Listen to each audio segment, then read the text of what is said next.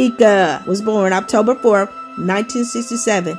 And I want you to know that that is my holiday. I was born prematurely, a pound and a half. Moving on, within that process, it was discovered that I had cerebral palsy. They had to find my father. He was in the military. They told him that they didn't know if his child was going to make it through the night. And I'm 55 years old, and obviously, God had another plan.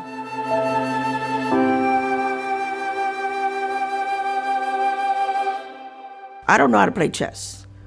Physically, I would like to learn. But I play chess in my mind.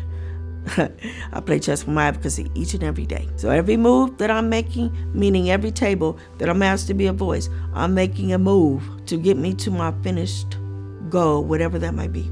I'm not going to say every time I advocate for something that happens, but I feel confident that I can give you majority of the time, when I'm part of the conversation, I'll make change. Okay? And if I don't make change, I don't just stop. I'm like, okay, let me back up. And I had to learn that the hard way after I banged my head a couple times, get out of frustration. Okay, let me go back to this situation and go back to them. Okay, what can we make happen? What do I need to do to make what you said no to become a yes? I was in a class, and it was upstairs. I couldn't focus on the class because I was so concerned about the fact that I'm upstairs in this building, and I gotta go down. I don't even remember how I got down, but that's all I focused on. Soon as the bell rang, I found my way to the disability office at our college, and I was on one. Where's the elevator? I didn't know as much as I know now about ADA, but I know enough. No advocacy experience, nothing. And she was like, first of all, I want you to sit down. Second of all, you're not going to get that elevator. Why? According to the ADA, you're supposed to have one. You see how confident I am right now? That's how I was back then. And my advocacy was just beginning. I didn't, couldn't even put a word on it. But I knew an elevator should be there. She was like, so you're not going to get that elevator, but I want you to take that energy and I want you to go to student government. So I did. Started our first club with disability. I was the president. And also the same director at the time said, I'm going to form a task force for you to facilitate. It's going to have staff, it's going to be administrators, it's going to be students. I'm purposely creating this for you. And it was so energizing when I finally realized that my voice has power. Look at all these things that are happening as soon as I say something. And that was such an exhilarating experience. My confidence grew, helping others grew. And if it wasn't for my education at Cal State Long Beach, a school that I had to fight to get into, I could have gave up. How many times? I finally got in fourth time. How Cal State Long Beach and Harbor College has made me the advocate I am today to be able to be a voice to you. To lead us in our Pledge of Allegiance, please join me in welcoming California Democratic Party Delegate Deaka McClain.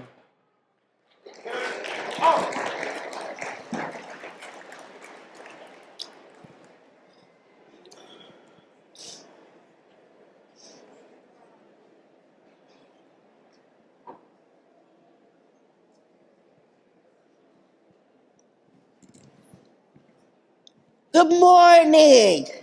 Place your right hand over. Good morning. Please stand up. Place your right hand over your heart. And let us begin.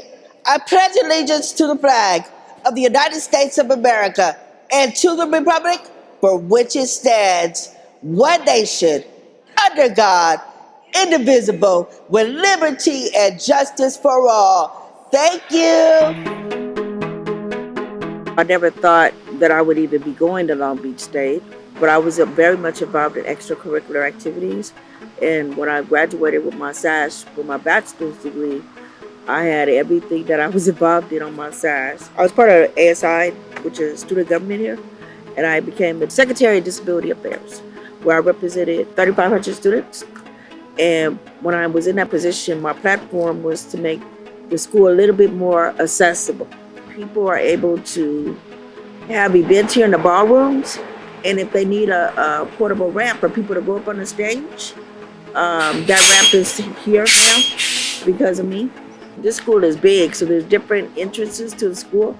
So I was able to advocate for a bus bench with a covering to be placed at the turnaround. So that was the second thing I did.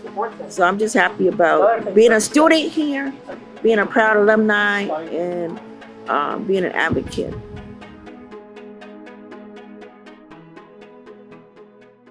My name is Vicki Roshan Williams, and my relationship with Deaka, I met her in college. We were in community college, and I started off just as a classmate, I think. Well, it was a meeting, and then we ended up being friends, and then I ended up being her mentor, and then I ended up being her biggest fan, her support system. Then she became my god sister. Then we became business partners. And that's what we are today. I also was her caregiver. The caregiving is a very good benefit for her because she's a woman with cerebral palsy. I would help keep her house tidy, meal prep, even run errands for her, maybe like grocery shopping, things like that. And then I even traveled. I was a travel companion as a facilitator, they call it. So it's just different things that I think for her and other people alike, it's important for them to have that service. If she didn't have that service, I don't know if her environment would be safe. She can't walk long distance without being, falling or something. Like she needs some kind of assistance. So it's good to have somebody to come and help her navigate through her house, or even to go to run errands, whatever the case, even in her advocacy, So yeah, it's so important. The Medi-Cal is very important. I am fortunate to be a recipient of a Medi-Medi, that's what they call it. So that means you have Medicare, which is the blue, white, and red card, and then you have Medi-Cal. So for me personally, if I did not have the Medi-Cal with LA Care Health Plan, they have advisory committees. Number one, my cutting of my Medi-Cal, 20%. The reason why I say 20% because I have Medicare. So Medicare takes care of the 80%. My Medi-Cal with LA Care takes care of the 20% difference. If you cut me off, you're going to cut me off IHS because they're out there now that if you have asset, they're changing the asset limit. If you have more than $2,000, how can you save money with $2,000, okay? If you don't have an able account, get one. You can put the money over there. That's what I've been told. That's what I'm finna do. So if I go over 2,000 and you cut me off, what I'm hearing is you're going to be cut off Medi-Cal and IHS. Not one or the other, but both. So if I don't have Medi-Cal, I'm not going to be able to pay the 20% difference. Thank goodness I still have Medicare. And I would not be able to be the advocate I am today because I would not have the assistance of my IHS person. And I feel my voice is important. I feel my voice is needed. As Shirley Chisholm would say, first African American run for president, woman, and congressperson. She said, if they don't give you a seat at the table, bring your own. Deaka McClain says, if they don't give you a seat at the table, they don't give you a chair, bring your own chair, unfold it, and sit. And don't get up until the conversation has been had and you know you made it a difference. Then you get up and help clean up and help everybody else fold their chair. The Democratic Women's Study Club gave me a Lifetime Achievement Award for my advocacy for Moby Mats. The Moby Mats started as something she was advocating for because whenever it's something that she wants to do and it seems like she can't do it, she's like, no, I can do it too. Like if you do something or you're able to do something, she'd be like, I can do it too. So going to the beach, it was a limitation to walk on the sand, and she likes to walk out there, and she want to be out there with everybody else. So she's like, they need something at the beach. Once she feels the burden, she's doing it for other people. It directs her to realize that other people need it. So that was the whole reason for the Moby Mat. It wasn't like she gonna go all the time. She thought about it like, yeah, I need to go to the beach, but she hadn't gone yet. The Moby Mat had been there.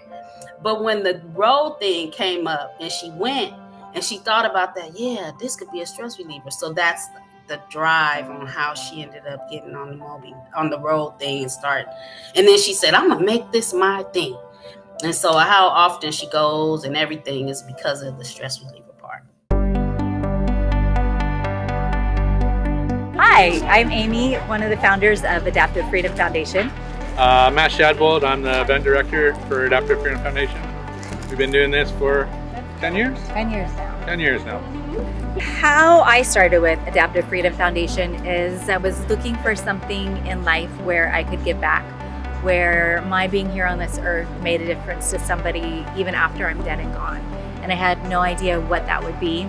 And I came into contact with the original designer of the boards, and we built version 2 of the boards, and we started Adaptive Freedom Foundation, the nonprofit that could then take everybody out.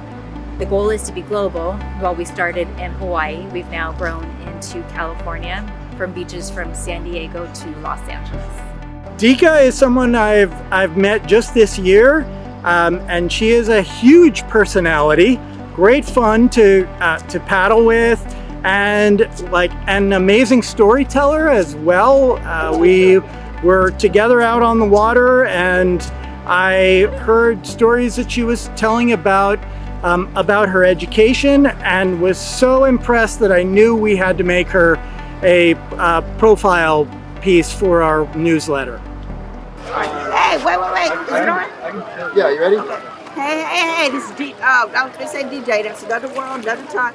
Change Agent Deaka, about to route, so I can get a stress reliever. So I'll be ready for next week. It's all about AFF and paddling. If I can paddle, you can paddle. So check them out. Come back. Yeah. All right, here we go. Let's go. I didn't realize I was in the...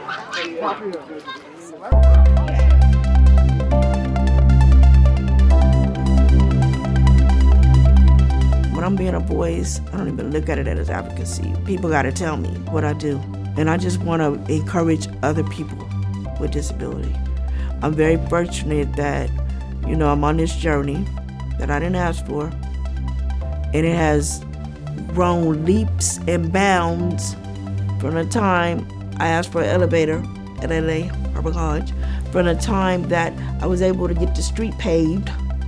I was able to get bus stop coverings. Yes, at Harbor College. And when I share what I do, I'm not doing it to brag. I'm not. I'm sharing because we can get things done, and I know it's gonna help somebody. I ain't gonna lie, it feels good to know that I'm in a position where I can make things happen. And I love the fact that, I'd be like, what's that saying? Walk the walk, talk the talk. I got proof. I ain't just wearing a position title just to wear it. I have proof. So you best to believe when Deaka says she gonna get it done, she gonna get it done. I may not get it done in 20 minutes. I may not get it done in an hour. But you best to believe whatever at that table, I'm gonna get it done. It's not something I'm just making up. I have proof. Let me know when you want to see my resume. And to the others, if I could do it, you can do it. And don't let anyone tell you can't do something, because you can do whatever you put your mind to, because I'm doing it. So if I'm doing it, I know you can do it. And I'm willing to assist. Just give me a ring. Change Agent Deaka is in the house. Thank you.